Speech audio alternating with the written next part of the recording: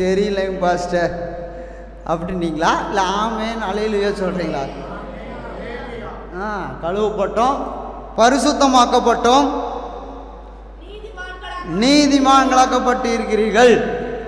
அல்லேலூயா. இப்போ 17வது வசனம் சொல்லுகிறது, அப்படியே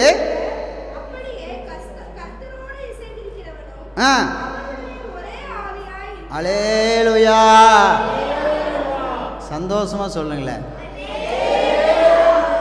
உலகத்தோடு இணைக்கப்பட்டவன், வேசியோடு இணைக்கப்பட்டவன், 2 பேரும் ஒரே சரீரமா. அல்லேலூயா. ஆனால் கர்த்தரோடு இணைக்கப்பட்டவர்களும் 2 பேரும் ஒரே சரீரமா, ஒரே ஆவியாக இருக்கிறாங்களாம். சரீரம் மாத்திரம் இல்லை, ஒரே ஆவியாக இருக்கிறார்கள். அப்போ நாம் யார்? நிஜமாவா? உண்மையாலுமாவா? சத்தியமாவா? அப்போ இது நாள் வரைக்கும் செஞ்ச ஆராதனை எத்தனை பேர்த்துக்கு புரியுது? நாம் என்ன வாழ்க்கை வாழ்ந்துட்டு இருக்கிறோன்னு எத்தனை பேர்த்துக்கு தெரியுது? நாம் வாழ்கிறது சரியா? நாம் ஆராதிக்கிறது கரெக்டா? ஜெபிக்கிறது கரெக்டா? பைபிள் படிக்கிறது கரெக்டாக சரியா?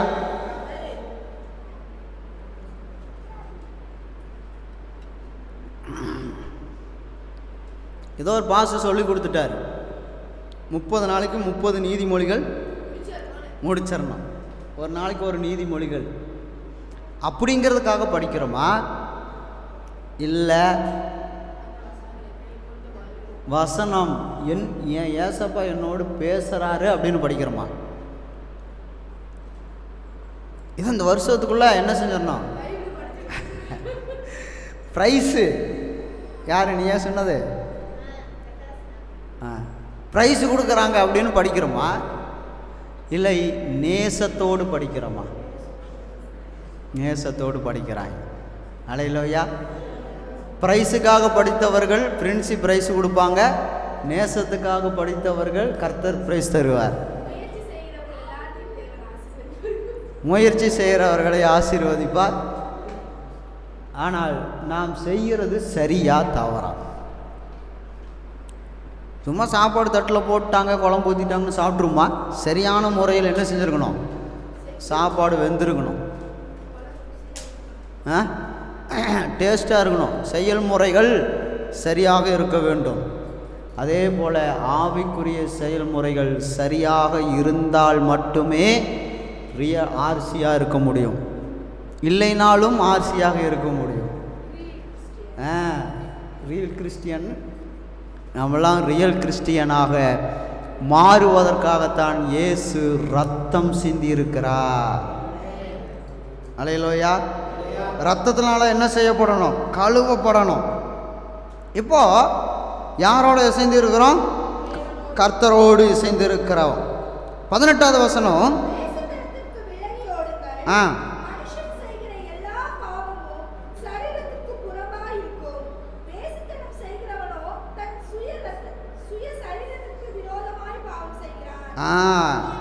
எல்லா பாவமும், ஒரு பாவம் 2 பாவம் இல்லை, எல்லாமே பாவம்தான். நான் ஏசப்பாடுக்கு சொன்னேன் இல்லைங்களா, யார் பரிசுத்தவான்கள் யார் பாவிகள்னு கேட்டிருந்தா கரெக்டாக சொல்லியிருப்பார். நான் கேட்டது தப்பாக கேட்டேன். யார் பரிசுத்தவான்னு கேட்டேன். ஏசப்பா வாயே திறக்க மாட்டேங்கிறான். அப்போ சரீரத்தை பாவம் செய்கிறவன் சுய சரீரத்துக்கு விரோதமாக பாவம் செய்கிறான். ஒரு பழமொழி இருக்குல்ல, சொந்த காசு செலவு பண்ணி சொந்த காசுலேயே சூனியம் வச்சுக்கிட்டானா. அப்போ அந்த மாதிரி இது உலகத்தோடு இசைந்திருக்கிறவன் தன் சரீரத்துக்கு சொந்த காசு கொடுத்து சூனியம் வச்சுக்கிறான். கேட்டால் நாம் என்ன செய்கிறோம்? எவனோ எனக்கு சூனியம் வச்சுட்டான், எவனோ பிசாசை ஏவி விட்டுட்டான். யார் வந்து ஏவுனாங்க? நம்மளே நமக்கு ஏவி விட்டோம். இப்படி தண்ணி வாயில் நிறைய ஊற்றிக்கிட்டு இப்படி அண்ணாந்து துப்புனா யாரோ துப்பிட்டாங்க. யாரோ துப்புனாங்களா? நானே துப்பிக்கிட்டேனா? அல்லேலூயா. இப்போ நம்ம ஆராதனை செய்கிறோம். என்ன செஞ்சுட்டு எப்படி நம்முடைய வாழ்க்கை, எப்படி நாம் ஆராதிக்க போகிறோம்? இனிமேல் நம்ம எப்படி கர்த்தருக்காக ஆராதனை செய்ய போகிறோம்? எப்படி மகிமையை செலுத்த போகிறோம்? அல்லேலூயா. அடுத்தது, உங்கள் சரீரத்துக்கு நீங்கள் சூனியம் வச்சுக்கிட்டீங்க. அடுத்தது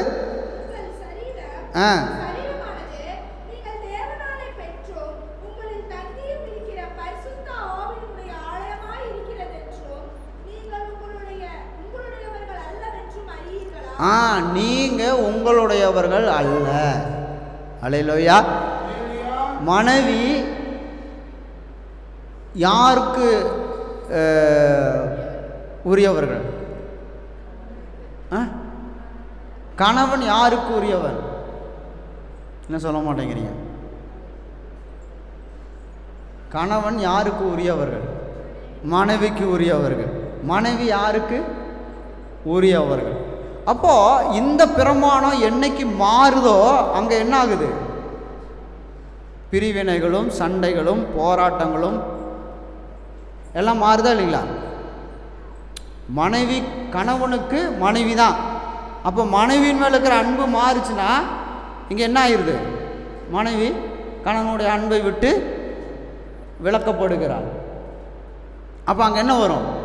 அன்பும் வம்பும் செஞ்சுன்னா என்ன ஆகும்? பிரமாணம் என்ன செய்யக்கூடாது? மாறக்கூடாது. என்ன அலையிலேயே சொல்ல மாட்டேங்கிறீங்க?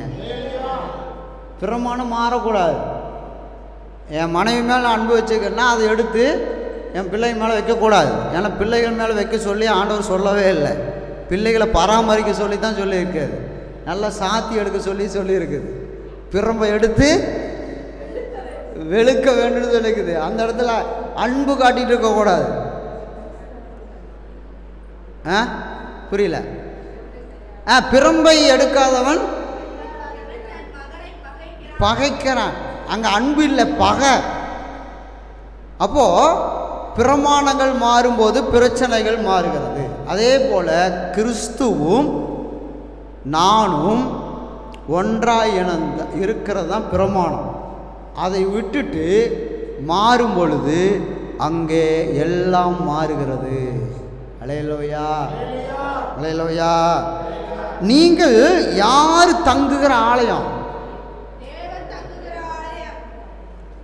அல்லேலூயா. தேவன் தங்குகிற ஆலயம். இந்த ஆலயத்தை ஒருவன் கெடுத்தால் தேவன் யாரை கெடுப்பார்? கெடுக்கிறவனை கெடுப்பார். அப்போ நாம் என்ன செய்யணும்? தேவன் தங்குகிற ஆலயத்தை கெடுக்கணுமா, சுத்தம் பண்ணணுமா? பரிசுத்தம் பண்ணணுமா? இல்லை கண்டுக்காமல் அது குப்பை இருந்தால் இருந்துட்டு போகுது. ஒரு பாஸ் சொன்னார், ஒரு மனைவி அந்த மனைவியினுடைய நல்ல குணலட்சணங்கள் எப்படி இருக்குன்னு சொல்லிட்டு வீட்டை போய் பார்த்தா தெரிஞ்சிடலாமா? உண்மையானவே உண்மைதானே? பாரு, உண்மை. எனக்கு ஒருத்தர் கிடச்சிட்டாரு. சரஸ்வதி ஹாஸ்பிட்டல்கிட்ட ஒரு சிக்னல் இருக்குது. அங்கே போய் கொஞ்ச நேரம் நின்னீங்கன்னா ரேடியோ பேசிகிட்டே இருக்கும். அங்கே போய் கொஞ்ச நாள் நின்று கேட்டுவாங்க என்ன பேசுகிறாங்கன்னு. அது என்ன பேசுகிறான்னு தெரியுங்களா? ஒருவன் குடும்பத்தை எப்படி நடத்துகிறான் என்று சொல்லி இந்த சிக்னலை பயன்படுத்துகிற விதத்தை வைத்தே நாங்கள் சொல்லிவிடுவோம் அப்படின்னு சொல்லிட்டு இருக்காது. இப்போ போனாலும் சொல்லிட்டு இருக்கோம். இப்போ போயிடாதீங்க, முடிட்டோம். சிக்னலை பயன்படுத்துகிற விதத்தை வைத்தே இவன் குடும்பத்தை எப்படி நடத்துகிறான் என்று சொல்லி கணித்து விடலாமா, சொல்லி விடலாமா? அதே போல் ஒரு வீட்டுக்குள்ளே போன உடனே அந்த வீட்டில் இருக்கிற மனைவி எப்படி இருக்கிறாள் என்று சொல்லி சொல்லிவிடலாம். வீட்டை பார்த்தே சொல்லிவிடலாமா? என்ன உண்மைதானே? இன்னொன்று, தண்ணியை செலவு பண்ணுற செலவு பண்ணுகிறவர்களை எப்படி செலவு பண்ணுகிறார்களோ அப்படித்தான் குடும்பத்தில் பணம் செலவு பண்ணுவார்களாம். இந்த தண்ணியை அது இதெல்லாம் இருக்குது, கண்டுபிடிச்சி வச்சுருக்காங்க. ஒரு ஆணையோ ஒரு பெண்ணையை பார்க்கும்போது தண்ணியை செலவு பண்ணுவாங்க. இவன் தண்ணி செலவு பண்ணுறதை பார்த்தாலே இவன் குடும்பத்தில் எப்படி செலவு பண்ணுவான்னு சொல்லி கணிப்பார்கள். ஒரு மனுஷனே இந்த கனிவு கணிக்கும்போது கர்த்தருடைய ஆவியானவர் எப்படியெல்லாம் கணிப்பார். கணிக்கிறதுக்கு சொல்லி கொடுத்தவரே அவர் தான். சொல்லி கேட்டவனே இந்த கனிவு கணிக்கிறான். ஆனால் கர்த்தர் எந்த அளவுக்கு நம்மளை கணிப்பார். அல்லேலூயா. ஒவ்வொரு அசைவையும் தேவன் பார்த்து கொண்டு இருக்கிறார். அல்லேலூயா. ஒவ்வொரு பேச்சையும் தேவன் கவனித்து கொண்டு இருக்கிறார். ஒவ்வொரு நினைவுகளையும் தேவன் அறிந்து வைத்திருக்கிறார். நீங்கள் யார்? தேவன் தங்குற ஆலயம். அந்த ஆலயம் அறியீர்களா? உங்களில் தங்கியிருக்கிற பரிசுத்த ஆவியானவருடைய ஆலயமாய் இருக்கிறீர்கள் என்று நீங்கள் உங்களுடையவர்கள் அல்லவென்று அறியீர்களா? இன்னுமா நீங்கள் அறியல? நீங்கள் உங்களுடையவங்க கிடையாது. நம்ம யாருடையவர்கள்? கிறிஸ்து உடையவர்கள். என்னுடையவர்கள்? உடையார் அப்படின்னு ஒரு ஜாதி இருக்குது, தெரியுமா? உடையார். என்ன உடையார்? கிறிஸ்து உடையார். அல்லேலூயா. அப்போ நாம் என்ன? நாம் யார்? ஏதோ வந்தோம் பஸ்டர், போனோம் பஸ்டர், மாதத்தில் ஒரு நாள் கர்த்தருடைய பந்தி, அவ்வளோதான். நாங்கள் தசம்பம் கொடுக்குறோம், காணிக்கை கொடுக்குறோம். இதுதான் கிறிஸ்துவ வாழ்க்கை. அவ்வளோதான், முடிஞ்சு போச்சு. அவ்வளோதானா? கிறிஸ்துவுக்குள். அல்லேலூயா. யாருக்குள்ள? கிறிஸ்துவுக்குள்ள நாம் வாழ வேண்டும், பிரயாசப்பட வேண்டும். அடுத்த வசனம் படித்து நம்ம முடிச்சிடலாம். நீங்கள் என்ன செய்யப்பட்டீர்கள்? கிரயத்துக்கு கொல்லப்பட்டீர்கள்.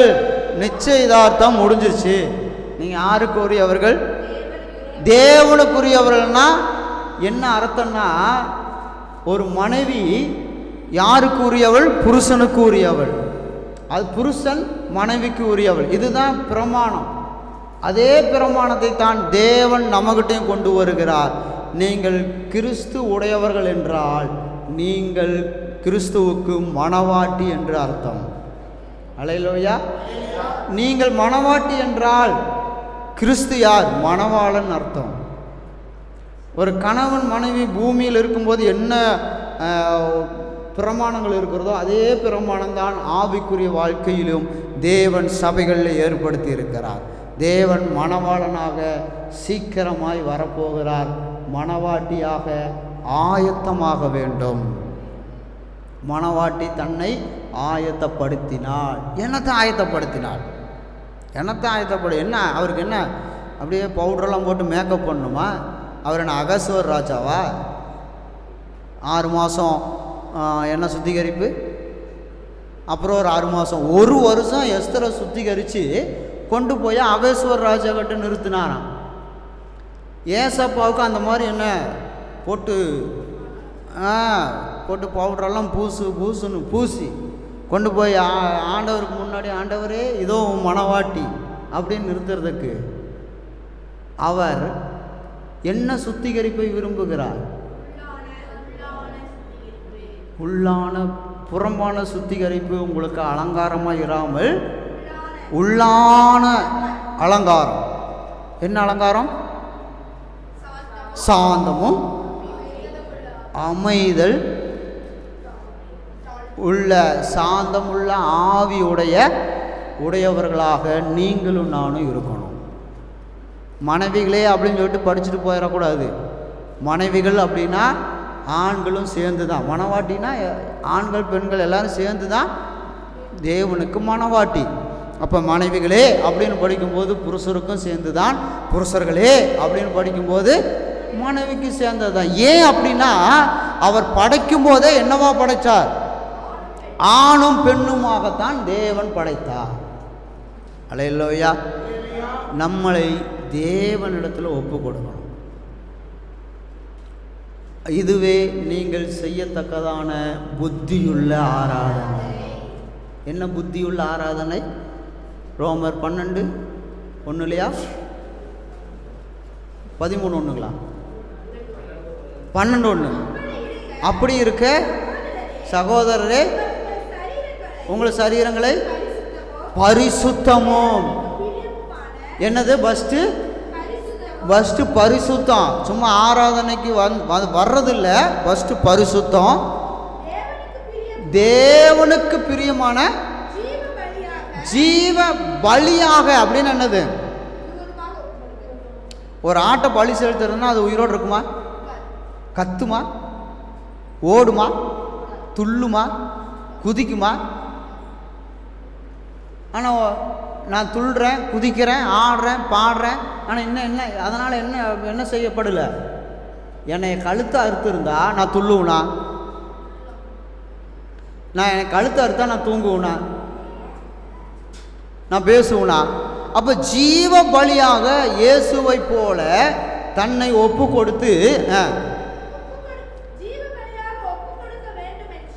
கொடுத்து வேண்டும் என்று தேவனுடைய இரக்கங்களை முன்னிட்டு உங்களை வேண்டிக் கொள்ளுகிறேன். இதுவே என்னது? இதுவே நீங்கள் செய்யத்தக்க புத்தியுள்ள ஆராதனை. இதான்ப்பா ஆராதனை. பரிசுத்தம் அப்படின்னு என்னன்னா என்ன அர்த்தம்? பரிசுத்தம்னா என்ன? பரிபூர்ணமான சுத்தம். அப்போ 8 மணிலேருந்து 10 மணி வரைக்கும் 10:30 வரைக்கும் ஆராதனைனா நீங்கள் கணக்கு போட்டு சொல்லுங்களேன், எந்தெந்த இடத்துல பரிசுத்தத்தை வெளிப்படுத்தி காட்டணும்?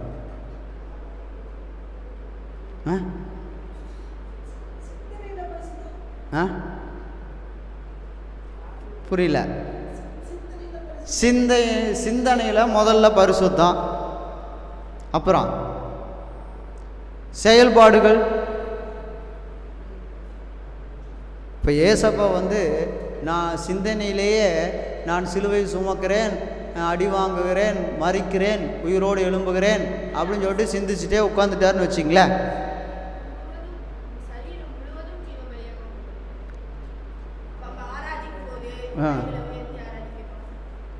பாடுபடுது, கையை தட்டி பாடணும்.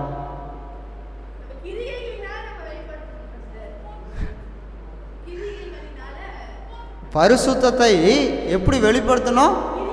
கிரியையினாலே. இப்போ 8 மணிக்கு படம் போடுறாங்க தியேட்டரில், படம் பார்க்கணுன்னு ஆசை. எத்தனை மணிக்கு அங்கே இருப்பாங்க? 7:30 போய் டிக்கெட் எடுத்துருவாங்க, இல்லைன்னா டிக்கெட் கிடைக்காது. சில பேர் ஆன்லைன்லேயே புக் பண்ணிடுறது. ஏன் 7:30 போகிறாங்க?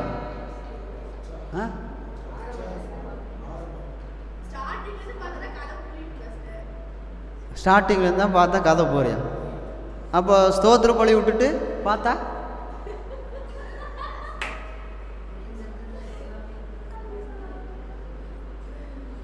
ஃபஸ்ட்டு நீங்கள் சர்ச்சுக்குள்ளே ஸ்தோத்திர பலி செலுத்துறீங்க, நான் வீட்டு அவசரமாக பாத்திரத்தெல்லாம் தேய்ச்சிட்டே ஸ்தோத்திரம் சொன்னேன். பாஸ்டர்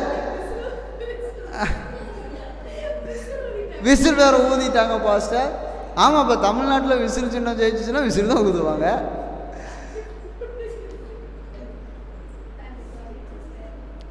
சரி, இன்னைக்கு மட்டுமா? வாரமா? இன்னைக்கு தான் விசில் ஊதிட்டாங்கட்டு பழி போட்டீங்க. போன வாரம்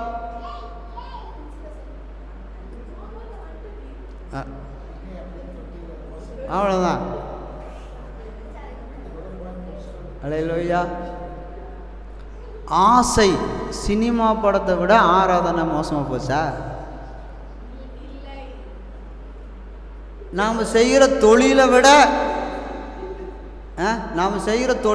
ஆராதனை மோசமாக போச்சா? சும்மா சொல்லுங்களேன். வேலைக்கு போகிறோம், 8 மணிக்கு வேலைக்கு போகணும்,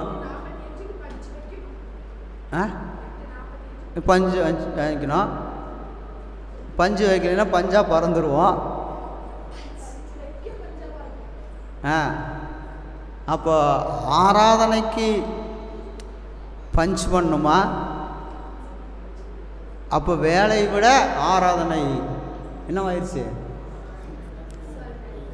சும்மா சொல்லுங்களேன். ஏங்க 7:30க்கு பஞ்ச் வைக்கிறோம், 8:45க்கு பஞ்ச் பண்ணுறோம்? ஏன்? அந்த அளவுக்கு அட்டனன்ஸு முக்கியம் நம்முடைய வாழ்க்கைக்கு.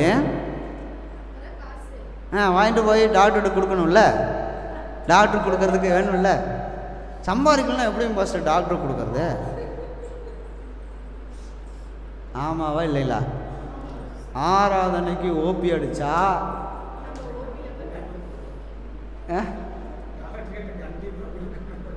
டாக்டர் எங்கே இருப்பார்? ஓபியில் தான் இருப்பார். இங்கே ஓபி அடித்தா அங்கே தான் ஓபி தான். ஓபி அடிப்பீங்க. மணவாட்டியாக இருந்தால்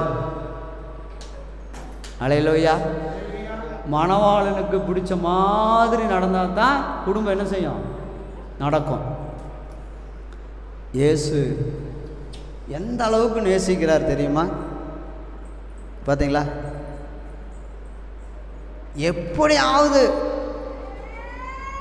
கொஞ்ச நேரமாவது என் மகள் என்னை ஆராதனை செய்ய மாட்டாளா அப்படிங்கிற அளவுக்கு நேசிக்கிறார்.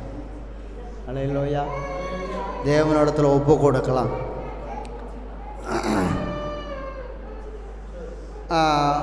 கிரயத்துக்கு 20வது வசனம். வசனத்துக்கு நேரம் உங்கள் கண்களை திருப்புங்க, வசனத்துக்கு நேரம் உங்களுடைய இருதயத்தை திருப்புங்க. என்னது வாசிங்க? கிரயத்துக்கு கிரயம் பண்ணிட்டாராம். என்ன பண்ணிட்டாரா? இடத்தையா? இடத்தை என்ன பண்ணிட்டான்? வீட்டை இல்லைன்னா வீட்டுக்குள்ளே நம்மளை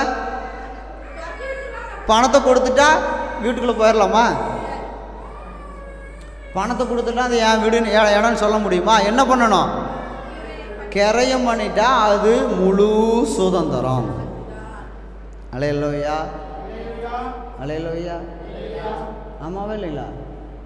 கிரயம் பண்ணாமல் ஒரு 50 லட்ச ரூபா கொடுத்துட்டீங்க, உங்கள் வீடாயிருமா? என்ன செய்யணும்? கிரயம் பண்ணணும். இப்போ ஏசப்பா உடையவர்களாகிய நம்மை தேவன் என்ன பண்ணிட்டாரு? நாம் பணத்தை கொடுத்து கிரயம் பண்ணுறோம். ஏசப்பா இனத்தை கொடுத்து கிரயம் பண்ணார். ரத்தத்தையும் ஜீவனையும் கொடுத்து உங்களையும் என்னையும் கிரயம் பண்ணிவிட்டார். ஆகையால் இப்போ கிரயம் பண்ணிட்டார்.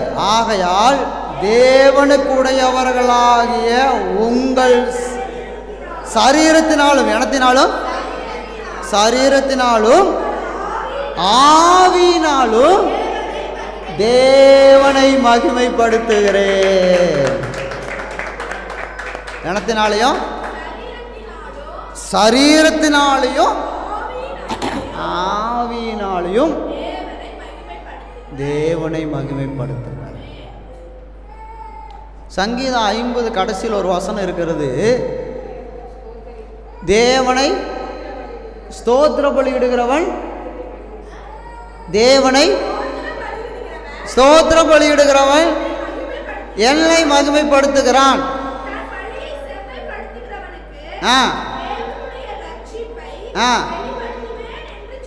அல்லேலூயா. என்ன செய்கிறவன் தேவனை மகிமைப்படுத்துகிறான்?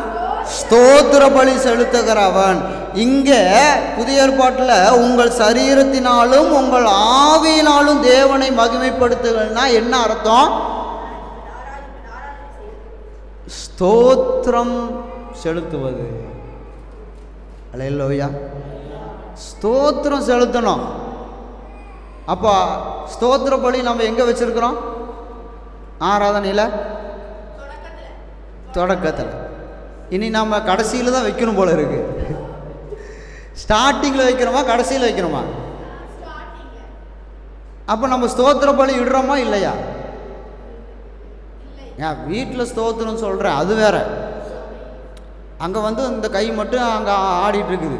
இங்கே சபையில் கை, கால், நுரையீரல், இருதயம் எல்லாம் சேர்ந்து என்ன செய்யுது? தேவனை ஸ்தோத்திரம் செலுத்துகிறது. அப்போ ஸ்தோத்திர பலிக்கு என்ன செய்யணும்? சரீரத்தில், ஆவியில் பாத்ரூமில் குளிச்சுக்கிட்டே ஸ்தோத்திரம் ஸ்தோத்திரம் ஸ்தோத்திரம், அங்கே பாஸ்டர் ஸ்தோத்திரம் பண்ணுறாரு, நானும் ஸ்தோத்திரம் பண்ணுறேன், ஸ்தோத்திரம் ஸ்தோத்திரம். அது ஆவியில். நீங்கள் உண்மையிலே ஸ்தோத்திரம் தான் பண்ணுறீங்க, அது எங்கே பண்ணுறீங்க? ஆவியில். ஆனால் சரீரத்தில் என்ன சொல்ல மாட்டேங்கிறீங்க? ஆவியிலையா? பாத்ரூமில் பண்ணுற ஸ்தோத்திரம் ஆவியிலையா சரீரத்திலையா? அதுவும் சரீரம்தான். சரீரத்தில் தான் நீங்கள் ஸ்தோத்திரம். ஆவியில் ஸ்தோத்திரம் பண்ணோன்னா சபையில் தான். அப்போ உங்கள் ஆவியினாலும் சரீரத்தினாலும் தேவனை மகிமைப்படுத்துங்க. அல்லேலூயா. இப்போ நான் தேவனை எந்த கேட்டகரியில் வச்சுருக்கேன் சொல்லுங்களேன்? எந்த கேட்டகரி?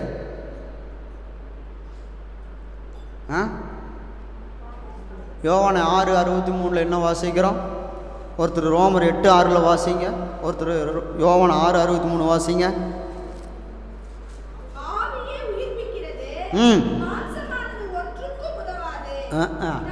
அவ்வளோதான். என்னதான் வாசி.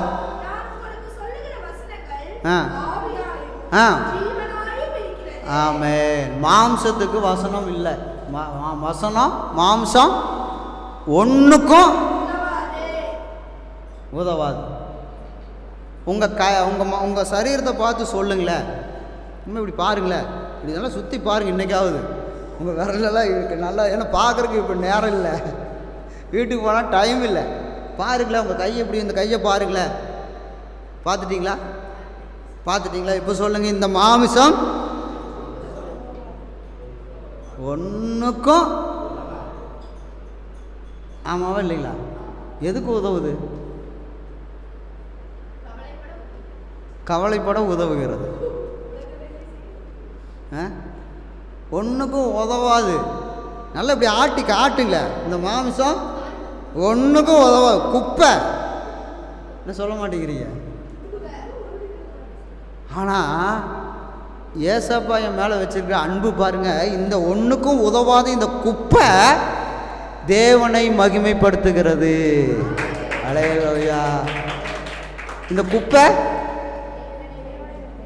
இப்போவாவது சொல்லுங்களேன், இந்த குப்பை கையை சுற்றி ஆட்டி காட்டுங்க. இந்த குப்பை, இந்த மண்ணு தேவனை மகிமைப்படுத்துகிறது. இப்படி தான் இந்த சரீரம் என்ன செஞ்சிடும்?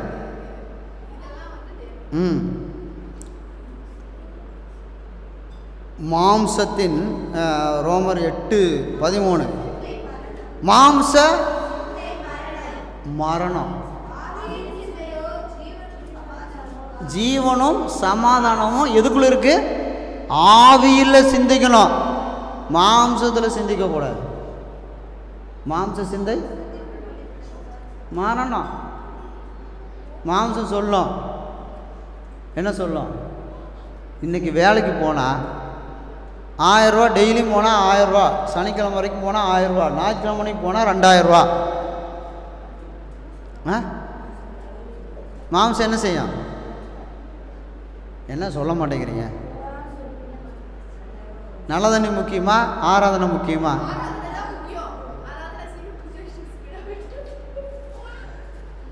ஆராதனை முக்கியமா, ஸ்தோத்திர பலி முக்கியமா?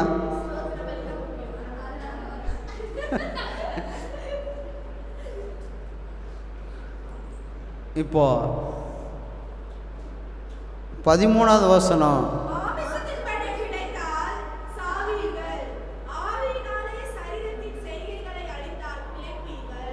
பிழைக்கணுமா சாவணுமா?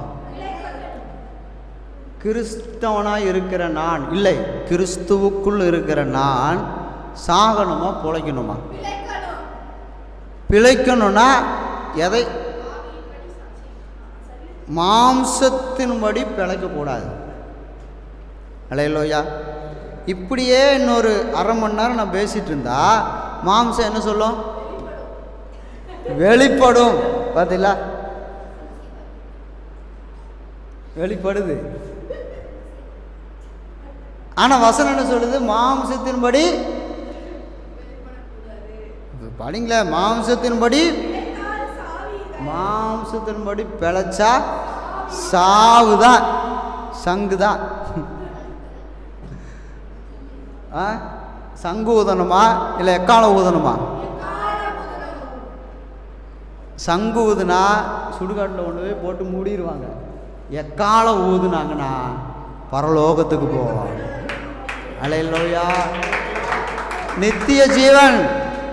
நமக்கு என்ன ஜீவன்? நித்திய ஜீவன். நம்ம நாளைக்கு அடுத்த வாரம் எத்தனை பேர் ஜீவனோடு இருப்போம்? எல்லாரும் இருப்போம். எத்தனை நாளைக்கு, எத்தனை வருஷத்துக்கு? அது எப்படிங்க தெரியாமல் போவான்? யுக யுகமாக அப்படின்னு பைபிளில் எழுதியிருக்குது. சாவே இல்லைன்னு எழுதியிருக்குது, மரணமே இல்லைன்னு எழுதியிருக்குது. பார்த்தீங்களா? ஆவியின்படி, ஆவியினால் சரீரத்தின் செய்கைகளை என்ன செய்யணும்? அழிக்கணும். எத்தனை பேத்துக்கு புரியுது? ஆவியினாலே மாம்சத்தின் செய்கைகளை அழிக்கணும். ஆனால் நாம் என்ன பண்ணிட்டு இருக்கிறோம்? மாம்சத்தினாலே ஆவியின் செயல்களை. அப்பாடா, உண்மையை ஒத்துக்கிட்டா இரக்கம் பெறுவான். வசனம் அப்படித்தானே சொல்லுது. உண்மையை ஒத்துக்கிட்டா. இப்போ நம்ம என்ன பண்ணிட்டு இருக்கிறோம்? ஆவியினாலே மாம்சத்தின் கிரிகளை அழிக்கணுமா இல்லை மாம்சத்தினாலே ஆவியின் கிரிகளை அழிக்கிறோமா? அழிக்க வேண்டும். அப்போதான் நம்ம பிழைப்போம். அல்லேலூயா. இல்லைன்னா என்ன ஆகும்? மரணம். அல்லேலூயா. நம்முடைய வாழ்க்கையை புதுப்பிக்கணும், நம்முடைய செயல்களை புதுப்பிக்கணும். இங்கே இப்போ நம்ம பேசின வார்த்தைகளுக்கு பிசாசுக்கு ஏதாவது சம்மந்தம் இருக்கா?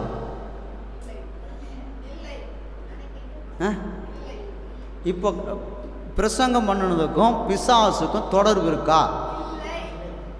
யாருக்கு யாரு தான் தொடர்பு? சரீரத்துக்கும் கர்த்தருக்கும் நமக்கும். கர்த்தருக்கும் மாம்சத்துக்கும் பரிசுத்த ஆவிக்கும் நம்முடைய ஆவிக்கும் தான் தொடர்பு. பிசாசு எங்காவது தொடர்பு இருக்கா? அப்போ பரிசுத்த ஆவியினுடைய தொடர்பை துண்டிக்கும் பொழுதுதான் யார் வர்றாங்க?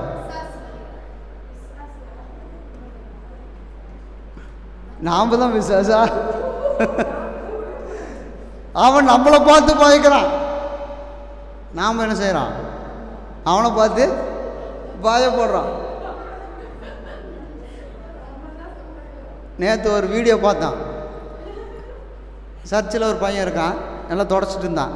நாளைக்கு ஆராதனை இல்லை, அதனால் நைட்டு வந்து எல்லாத்தையும் சேரெல்லாம் தொடச்சிட்டு சுத்தம் பண்ணிவிட்டு சனிக்கிழமை நைட்டு பாஸ் சொல்கிறாரு, டே போய் ரூமில் போய் மைக் எடுத்துகிட்டு வா அப்படின்றார்.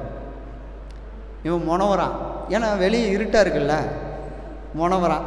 சரி பாஸ்ட்டு சொல்லிட்டாரே போகணுமேனு சொல்லிட்டு வெளியே வந்து பார்க்குறான். கும் இருட்டு, ஒரு லைட்டு கூட, வீதி லைட்டு கூட இல்லை சர்ச்சுக்கும் அவர் வீட்டுக்கும். சரியான இருட்டு. அப்படியே பார்க்குறான், சர்ச்சை திரும்பி பார்க்குறான், இங்கே பார்க்குறான். என்ன செய்கிறதுன்னு தெரியலன்ட்டு கண்ணை மூடிட்டு ஓடுறான். கண்ணை மூடிட்டு ஓடுறான். ஏசு கூட வருவார் அப்படின்ட்டு கண்ணை மூடிட்டு மின்னல் வேகத்தில் ஓடுறான்.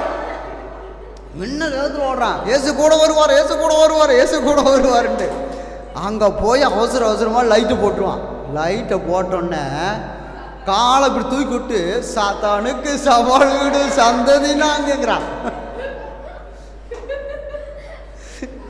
எப்படின்னு பார்த்துங்க.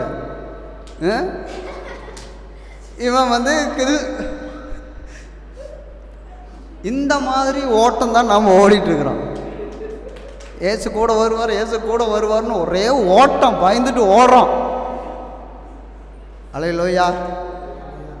ஆனால் ஒருவன் சரீரத்தினாலே மாம்சத்தின்படி பிழைத்தால் சாவீர்கள், ஆவியினால் சரீரத்தின் செய்களை அழித்தாள். அழித்தாள்னு என்ன அர்த்தம்? இப்படி இப்படி இப்படி தள்ளி விட்டுட்டு போகிறதா? அழிக்கிறன்னு என்னது? முற்றிலுமாய் என்ன செய்யணும்? இது தீ வச்சு கொளுத்திடணும், அழிச்சிடணும். Delete, all delete. டெலிட்டாலா ஆல் டெலிட்டா? Permanent delete. இப்போ டெலிட் பண்ணுறோம் செல்ஃபோனில், அது என்ன ஆகுது? அவ்வளோதான். அது மறுபடியும் திரும்ப கிடைக்குமா?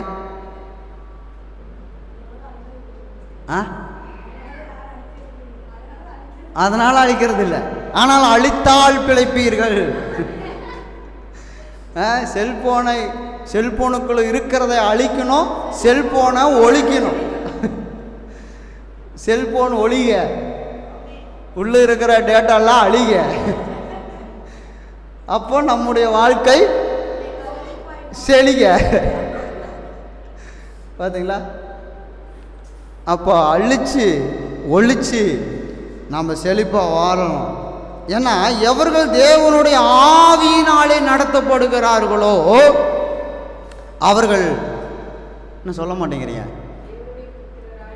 அவர்கள் தேவனுடைய புத்திரர். அப்படின்னு என்ன அர்த்தம்? ஆண்டவருடைய பிள்ளைகள். இப்போ நம்ம ஆண்டவருடைய பிள்ளைகளா இல்லையா? என்ன ஃபஸ்ட்டு கொஞ்ச நேரத்துக்கு முன்னாடி தான் மனவாட்டினீங்க, இன்றைக்கி வந்து பிள்ளைங்கிறீங்க. நான் மனவாட்டியாக இருக்கிறதா பிள்ளையாக இருக்கிறதா? என்ன எப்படியோ கிறிஸ்தவனாக இருந்தால் சரி.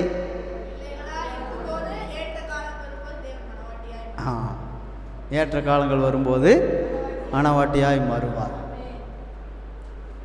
ஏன்னா பிள்ளைகளை தான் அடித்து திட்டி கொட்டி வளர்க்க முடியும். மனவாட்டியை போய் அடித்து திட்டி கொட்டி வளர்க்க முடியுமா? முடியாது. அதனால் இப்போ நாம் பிள்ளைகள், அப்புறம் மனவாட்டிகளாய் மாறுவோம். இப்போ நம்ம செய்த ஆராதனை சரியா? இப்போ சொல்லுங்க. 2 பேர் தவறுன்னு ஒத்துக்கிட்டாங்க, இன்னும் 2 பேர் ஒத்துக்கிட்டாங்க. ஒரு சிலர் யோசிச்சுட்டு இருக்கிறாங்க, நம்ம செஞ்சது தப்பா, சொல்லலாமா வேண்டாமா? அது சொல்லியாச்சு. ஒரு சிலர் யோசிச்சுட்டு இருக்கிறாங்க, கொஞ்சம் டைம் கொடுங்க பாஸ்டர், 11 மணிக்குள்ளே சொல்லிடுறேன், நீங்கள் அதுக்குள்ளே வேறு வசனம் இருந்தால் பேசுங்க அப்படின்னு யோசிக்கிறாங்க. நான் செய்தது சரியா? அப்போ இனிமேல் சரி ஆயிக்கிறேன் சபா. அல்லேலூயா. செஞ்சா வசனம் பவுல் சொல்லுகிறார், எல்லாம் ஒழுங்கும் கிரையுமாய் செலுத்தணும். ஒரு புள்ளி மாறினா கூட பத்திரம் என்ன ஆயிரும்?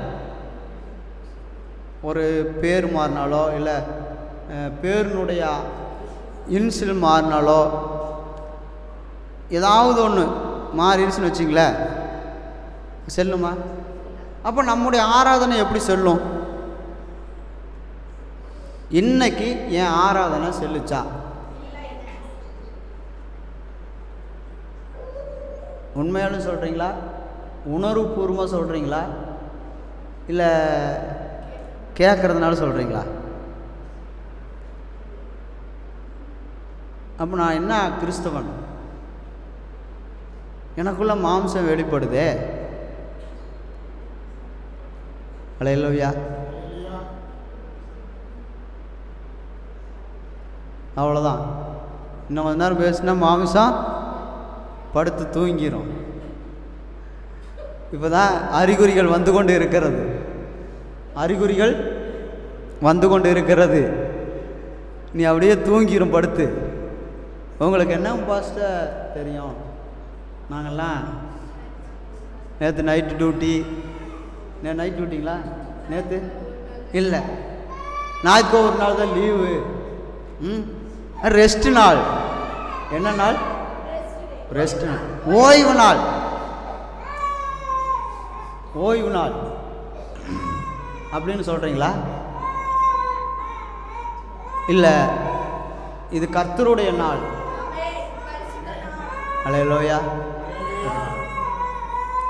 அப்போது தேவன் எதிர்பார்க்கிறது என்ன? உங்களுடைய வருகையை மாத்திரம் எதிர்பார்க்கிற மாதிரி இருந்தால் நீங்கள் எத்தனை மணிக்கு வேணாலும் அட்டெண்டன்ஸ் போட்டுக்கலாம். உங்களுடைய பணத்தை மாத்திரம் எதிர்பார்க்குற மாதிரி இருந்தால் காணிக்கை தசமபாகத்தையும் கொடுத்துக்கலாம். அப்புறம் என்னது? பாஸ்ட்டு கிடையாது. அவர் ஏசப்பா வந்து பாஸ்ட்டு கிடையாது. பாஸ்ட்டு தான் ஒன்று எப்படியோ வந்தால் போதும். ஏசப்பா அப்படியா எதிர்பார்க்குறாரு? எப்படி எதிர்பார்க்குறார்?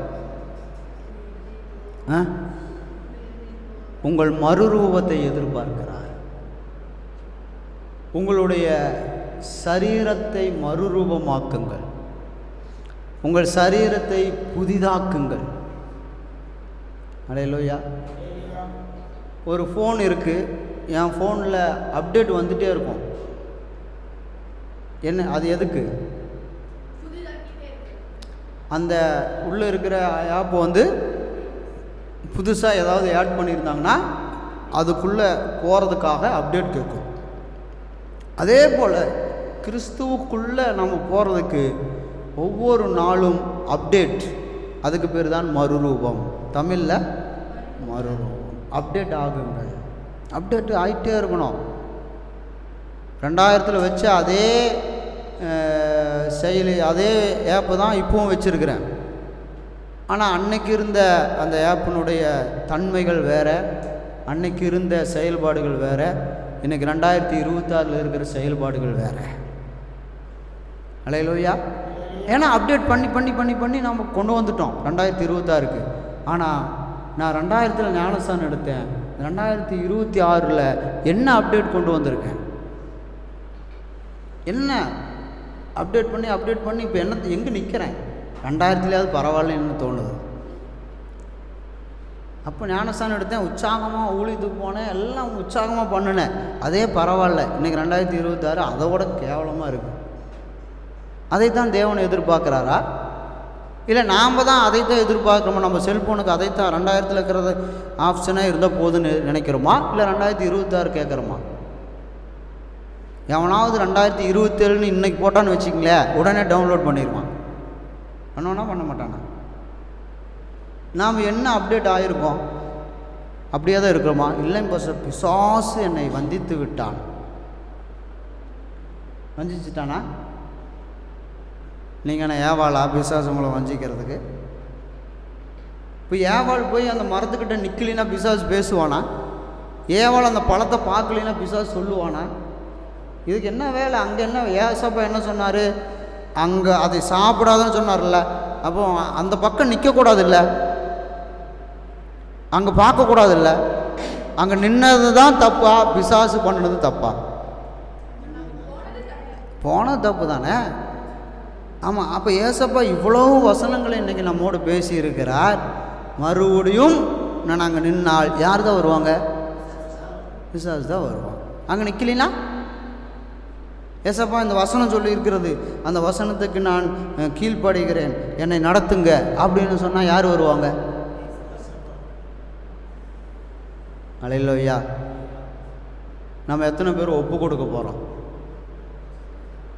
எத்தனை பேர் ஆராதிக்க போகிறோம்? இனி நான் அல்ல, இனி யார்? கிறிஸ்து. அல்லேலூயா. நாமெல்லாம் யாருன்னா கிறிஸ்து உடையவர்கள், மாம்சத்துக்கு உடையவர்கள் அல்ல, கிறிஸ்துவின் உடையவர்கள். மாம்சத்துக்கு ஒரு வசனம் இருக்கிறது, மாம்சத்துக்கு செயல்படுறதுக்கு நீங்கள் என்ன மாம்சத்துக்கு கடனாளிகளா அப்படின்னு ஒரு வசனம் இருக்குல்ல. நீங்கள் மாம்சபதி செய்கிறதுக்கு நீங்கள் என்ன மாம்சத்துக்கு கடனாளிகளா? 8வது அதிகாரத்தில் தான் இருக்கும். 12 8-12.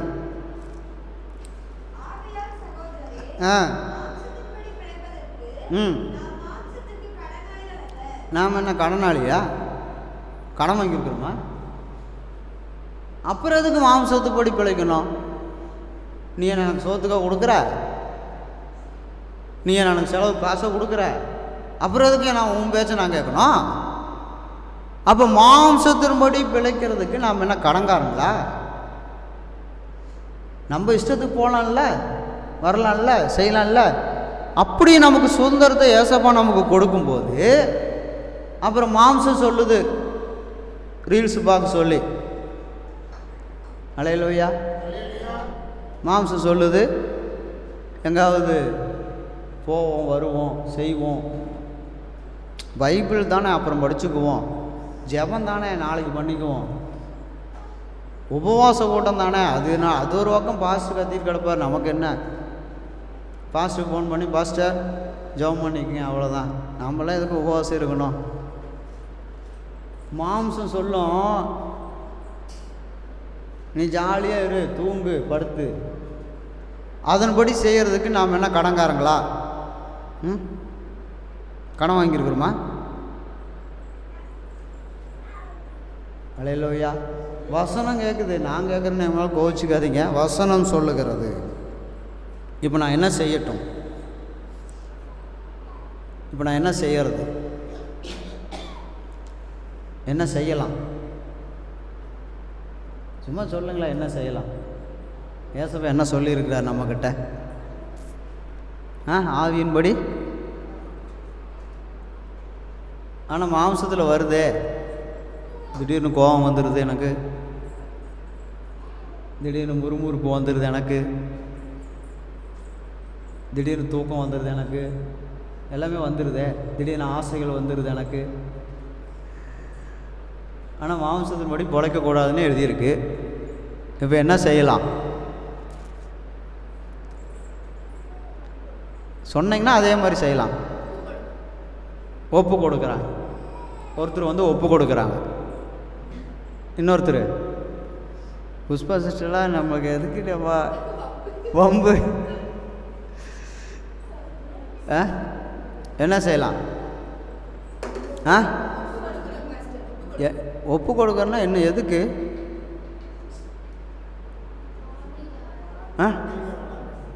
ஆவியில் வளரணும். ஆவி நமக்குள்ள உள்ள ஆவி இருக்குதான்னு, ஆவி இருக்கிறது தெரியும், நமக்குள்ள ஒரு ஆவி இருக்குதுன்னு தெரியுமா?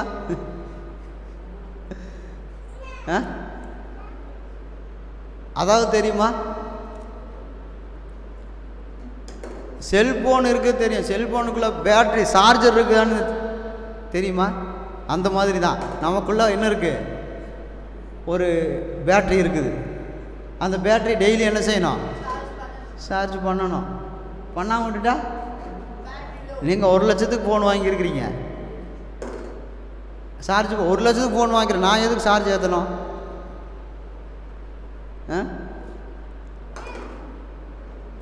அல்லேலூயா. பேட்ரி சார்ஜர் கண்ணுக்கு தெரியுதா? கரண்ட்டு. ஏன்னா செல்ஃபோனை இயக்குகிறது அதுதான். அதே போல் நமக்குள்ளே ஒரு ஆவி இருக்கிறது, கண்ணுக்கு தெரியாது, ஆனால் அதுதான் இயக்குகிறது, அதுதான் வாழ்க்கை வாழ்கிறது. அல்லேலூயா. ஏன்னா இப்போ நாம் அடிக்கடி நான் சொல்லுகிற காரியம் தான், எனக்குள்ளே இருக்கிற ஆவி என்னை விட்டு வெளியே போச்சுன்னா என் கண் என்ன செய்யாது? கண் இருக்கும். அப்போ பார்க்குறது யார்? சரீரமா ஆவியா? அப்போது வாய், ஆவி வெளியே போச்சுன்னா வாய் என்ன செய்யாது? அப்போ பேசுறது யார்? அப்போ நம்ம பேசுகிற பேச்செல்லாம் எதில் பேசுகிறோம்?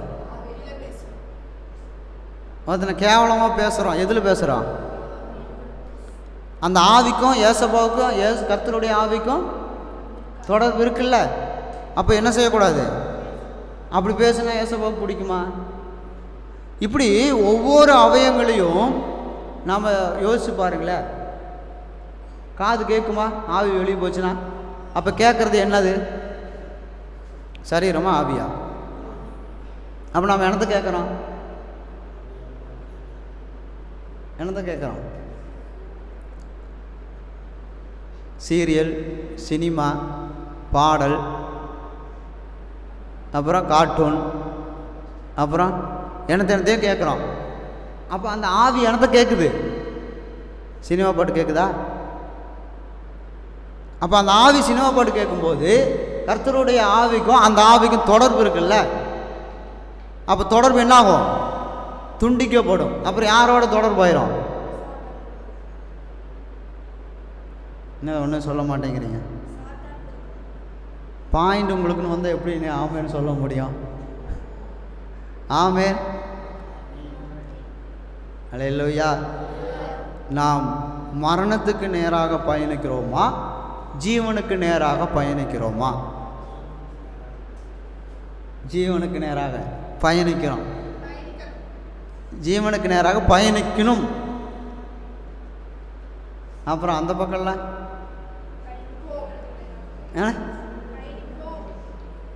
சவுண்டே வரலையே, சத்தமாக இன்னும் கேட்கலையே. முன்னாடி பின்னாடி கேட்கல, அவர் சவுண்டே கேட்கல. பயணிக்கிறேன், பயணிப்பேன். அல்லேலூயா. அதுதான் ஒரிஜினாலிட்டி வாழ்க்கை, அதுதான் ஆர்சி வாழ்க்கை, ரியல் வாழ்க்கை. அல்லேலூயா. தேவனிடத்தில் ஒப்பு கொடுக்கிறோம். நம்ம வாசித்த இல்லைங்களா அந்த வசனம் எனக்கு தான். உங்கள் பைபிள் உங்களுதுன்னா நான் சொன்ன வசனம் உங்களுக்கு தான். பாஸ்டர் எனக்கு தான் சொன்னார்னா நான் பைபிளையும் அடித்து சொல்லுவேன், உங்கள் தலையிலையும் அடித்து சொல்லுவேன், உங்களுக்கு தான். எனக்கு தான் பாஸ்டர் சொல்லிகிட்டு இருக்கிறாரு, திட்டார் அப்படின்னு சொன்னீங்கன்னா நான் சத்தியமே பண்ணி சொல்லுவேன், உங்களுக்கு தான். அப்புறம் யாருக்கு? நீங்கள் தானே இங்கே இருக்கிறீங்க. அல்லேலூயா. ஏசப்பா நமக்கு தானே சொல்கிறாரு. வராதவங்களுக்கு சொல்லுவாரா? ஸ்கூலுக்கு வராதவங்களுக்கு பாடம் எடுப்பீங்களோ? அப்போ வராதவங்களுக்கு ஏசப்பா என்ன செய்ய மாட்டார்? சொல்ல மாட்டார், பேச மாட்டார். வந்திருக்கிறவங்களுக்கு தான். ஒன்றும் இல்லை, உங்கள் பைபிளில் இந்த மாதிரி இப்படியெல்லாம் வசனம் இருக்குதுன்னு எடுத்து காமிச்சிருக்கிறார். நீங்கள் அந்த வசனங்களை பிடித்து கொண்டு வசனத்தினாலே பிழைப்பேன். மனுஷன் அப்பத்தினால மாத்திரமல்ல, தேவனுடைய வாயிலிருந்து புறப்படுகிற ஒவ்வொரு வார்த்தையினாலும் பிழைப்பான். இப்போ உங்கள்கிட்ட ஒரு கேள்வி கேட்டுட்டு நம்ம எல்லாம் எந்திரிச்சு நின்று ஜெபிக்க போகிறோம், ஆராதிக்க போகிறோம். என்ன கேள்வினா, இப்போ நான் நின்றுட்டுருக்கிறேன். எத்தனை மணிலேருந்து? 9 மணிலேருந்து நின்றுட்டுருக்கிறேன். எனக்கு கஷ்டமாக இருக்குமா? உட்காந்து கேட்குறவங்களுக்கு கஷ்டமாக இருக்குமா? உட்காந்து கேட்குறவங்களுக்கா?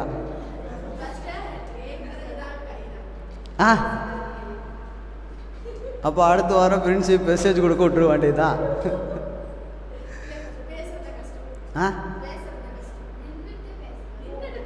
நின்றுட்டு கஷ்டம்தான். அப்போ நான் தானே டைம் பார்த்துட்டு சீக்கிரம் முடிக்கணும். ஆனால் அதான்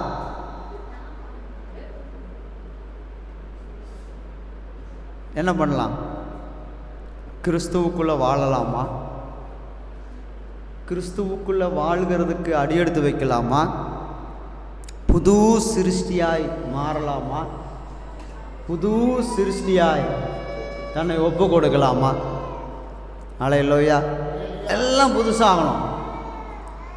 எப்படின்னா, ஒரு குழந்தை எப்படி அறிவு புதுசாக வருதோ, ஞானம் புதுசாக வருதோ, புத்தி புதுசாக வருதோ, அந்த மாதிரி நமக்கு வரணும்.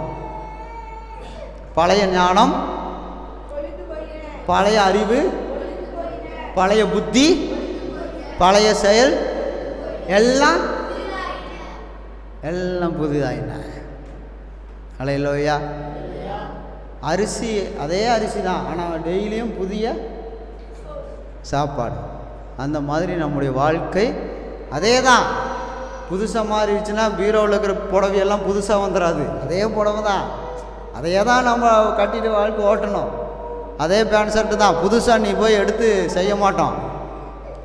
புதிய சிருஷ்டியாக தன் இருதயத்தை பக்குவப்படுத்தினா போதும். அல்லேலூயா.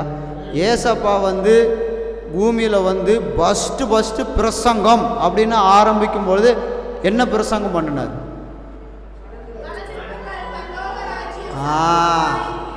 மனம் திரும்புங்கள், பரலோக ராஜ்யம் சமீபமாக இருக்குன்னா என்ன அர்த்தம்? பக்கத்தில் இருக்குது. ஒப்பு கொடுக்கலாமா? எத்தனை பேர் ஒப்பு கொடுக்குறீங்களோ எழுந்து நில்லுங்கள். உங்களுக்காக நான் ஜெபிக்க போகிறேன். ஹல்லேலூயா. உங்களுக்காக ஜெபிக்கிறேன். ஏசப்பா சொல்லி இருக்கிறார், ஜெபம் பண்ணுங்க. உங்களை புது சிருஷ்டியாய் மாற்றுவது கர்த்தர். ஒப்பு கொடுங்க. யாருக்கு ஒப்பு? இயேசுவின் ரத்தத்துக்கு ஒப்பு கொடுங்க. என் பழைய பேச்சுக்கள் மாறட்டும், என்னுடைய பழைய எண்ணங்கள் மாறட்டும், என் பழைய அறிவு மாறட்டும். ஏன்னா வசனம் சொல்லுகிறது, சிலர் தங்களை ஞானிகள் என்று சொல்லி பைத்தியக்காரர்களாய் இருக்கிறார்கள் என்று சொல்லி வெளிப்படுத்தின விசேஷத்தில் வாசிக்கிறோம். தங்களை ஞானின்னு சொல்லிக்கிறாங்களா, ஆனால் பைத்தியக்காரங்க. அது நம்முடைய உலக ஞானம் பைத்தியம், தேவ ஞானம் உண்மை. உலக ஞானத்துக்குள்ள அல்ல, தேவ ஞானத்துக்குள்ள என்னை வளர்த்துங்க ஏசப்பா. உலக அறிவுக்குள்ள, தேவனுடைய அறிவுக்குள்ள என்னை வளர்த்துங்க ஏசப்பா. உலக புத்தி எனக்கு வேண்டாம், பரலோக புத்தியினால் என்னை நிரப்புங்காண்டவரே. நான் இனி கிறிஸ்தவனாக வாழ ஆசைப்படுகிறேன், கிறிஸ்துவுக்குள்ள வாழ நான் பிரயாசப்படுகிறேன். என்னை ஏற்றுக்கொள்வீரா? ஏசப்பாட்ட கேளுங்க, என்னை ஏற்றுக்குவீங்களா? ஏன்னா என்னுடைய வாழ்க்கையை பார்த்து எங்கள் அம்மாவே ஏற்றுக்க மாட்டேங்குது. எப்படி கர்த்தரை ஏற்றுக்குவார்? நான் யோசிப்பேன் அடிக்கடி. எங்கள் சொந்தக்காரங்களே என்னை ஏற்றுக்க மாட்டேங்கிறாங்க, எப்படி கர்த்தரை ஏற்றுக்குவாரோ அப்படின்னு பார்த்தா, கட்டாயம் ஏற்றுக்குவார். ஒப்பு கொடுத்தாள் கட்டாயம் ஏற்றுக்குவார். எங்கள் சொந்தக்காரங்க ஏற்றுக்கிறாங்களே இல்லையோ எனக்கு தெரியாது, ஆனால் கட்டாயம் நான் என் இயேசுவிடத்தில் போய் நின்று என்னை ஏற்றுக்குவீங்களா ஏசப்பா, என்னை நான் ஒப்பு கொடுக்கிறேன் என்று சொன்னால் 100க்கு 100 கர்த்தர் உங்களையும் என்னையும் ஏற்றுக்கொள்வார். என்னுடைய செயல்பாட்டை பார்த்து மனிதர்கள் வேணால் ஒதுக்கலாம், மனிதர்கள் வேணால் வெறுக்கலாம், ஆனால் இயேசு அப்படி இல்லைங்க. மனுஷருக்கும் இயேசுக்குள்ள வித்தியாசம் இதுதான். மனிதர்கள் வெறுப்பார்கள், இயேசு ஏற்றுக்கொள்வார். ஒப்பு கொடுக்குறீங்களா? என்னை அப்டேட் பண்ணுங்க, என்னை புதுப்பிங்க. பழசெல்லாம் ஒளிஞ்சு போச்சு, இனி எல்லாமே புதுசு தான், எல்லாமே புதுசு தான். ஒப்பு கொடுங்க. ஹல்லேலூயா, ஹல்லேலூயா. சிஸ்டர் ஒரு காரியத்தை சொன்னாங்க. என்ன சொன்னாங்கன்னா, வெளிநாடு போகிறவங்க தான் வீட்டில் இருக்கிற பொருள் எல்லாம் இங்கேயே விட்டுட்டு ஒருத்தருக்கு கொடுத்துட்டு போயிட்டாங்க. அவங்க அங்கே போய் எல்லாம் புதுசு வாங்குவாங்க. ஹல்லேலூயா. ஒன்று கூட பழசு எடுத்துகிட்டு போக முடியல, அங்கே போய் எல்லாம் புதுசு. அதே போல் எல்லாவற்றையும் விட்டு விடுங்கள். மாம்சத்தின் கிரிகளை அழிக்கிற கிரிகளை விட்டு விடுங்கள் என்று சொல்லி வேதம் சொல்லுகிறது. ஏசப்பா உங்களுக்கு அட்வைஸ் பண்ணுகிறார், ஏசப்பா உங்களுக்கு ஆலோசனை கொடுக்கிறார். விட்டுடுங்க, எல்லாத்தையும் விட்டுருங்க, விட்டுருங்க, எல்லாத்தையும் விட்டுருங்க. எல்லாம் புதுசாக மாறட்டும். இப்போ புதிய உலகத்துக்குள்ளே நீங்கள் வந்திருக்கிறீங்க, புதிய கிறிஸ்தவ வாழ்க்கைக்குள்ளே வந்திருக்கிறீங்க. பழசெல்லாம் தூக்கி குப்பையில் போட்டுட்டு எல்லாம் புதுசு வாங்குகிறோம். ஹல்லேலூயா. ஞானத்தை புதுசு வாங்குகிறோம், அறிவு புதுசு வாங்குகிறோம், புத்தியை புதுசு வாங்குகிறோம், பலனை புதுசு வாங்குகிறோம், கர்த்தருக்கு பயப்படுகிற பயத்தை புதுசு வாங்குகிறோம். ஹல்லேலூயா. சத்தியத்தை புதுசாக வாங்குகிறோம். ஒப்பு கொடுங்க. ஹல்லேலூயா. ரிந்த ரக்கணமா. ஹல்லேலூயா. ஆவிக்குரிய வாழ்க்கை இன்னிலிருந்து புதுசாக மாறப்போகிறது. விசுவாசிக்கிறவர்கள் ஆமேன் என்று சொல்லுங்கள். உங்கள் வாழ்க்கை புதுசாய் மாறப்போகிறது. பழைய வாழ்க்கை ஒளிந்து விட்டது, பழைய மனுஷனை துரத்தி போட்டேன். ஹல்லேலூயா. நன்றி ராஜா. ஹல்லேலூயா, ஹல்லேலூயா. ஹalleluya ஒப்பு கொடுங்க ஹalleluya ரிகடபோ ஓ ரிகரபா எல்லாம் ஒப்பு கொடுங்க விந்தரக்கபா ஹalleluya எல்லாரும் ஒப்பு கொடுங்க தேவனுடைய கரத்தில் ஒப்பு கொடுங்க என் வாழ்க்கையை ஒப்பு கொடுங்க ஹalleluya உங்க வாழ்க்கையை ஒப்பு கொடுங்க எல்லாரும் ஒப்பு கொடுங்க ஹalleluya எல்லாரும் ஒப்பு கொடுங்க ஹalleluya எல்லாம் ஒப்பு கொடுங்க ஹalleluya எல்லாரும் ஒப்பு கொடுங்க யாரும் சும்மா